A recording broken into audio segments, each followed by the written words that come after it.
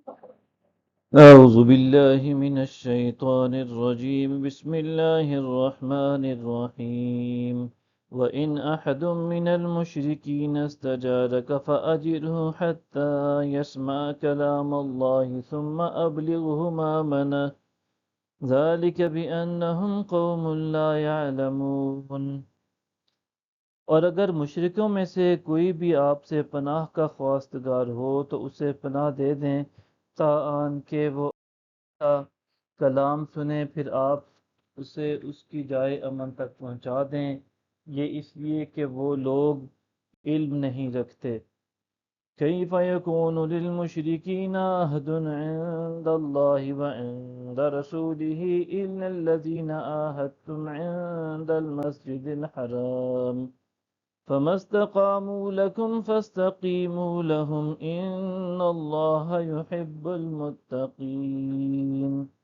مشرکوں کے لیے اللہ کے ہاں اور اس کے رسول کے ہاں کوئی عہد کیوں کر ہو سکتا ہے سوائے ان لوگوں کے جن سے تم نے مسجد حرام کے پاس معاہدہ کیا ہے، تو جب تک وہ تمہارے ساتھ قائم رہیں تم ان کے ساتھ قائم رہو، بے شک اللہ پرہیزگاروں کو پسند فرماتا ہے۔ كيف وإن يظهروا عليكم لا يرقبوا فيكم إلا ولا ذمة يردونكم بأفواههم وتابى قلوبهم وأكثرهم فاسقون۔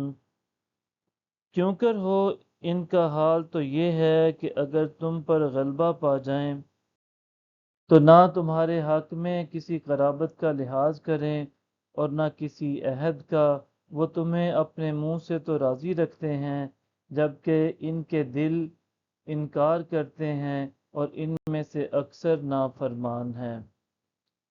اشتروا بآیات اللہ ثمنا قلیلا فصدوا عن سبیلہ انہم ساء ما كانوا یعملون۔ انہوں نے آیات الہی کے بدلے تھوڑی سی قیمت حاصل کر لی، پھر اس کی راہ سے روکنے لگے، بے شک بہت ہی برا کام ہے جو وہ کرتے رہتے ہیں۔ لا يرقبون في مؤمن إلا ولا ذمة وَأُولَئِكَ هُمُ الْمُعْتَدُونَ۔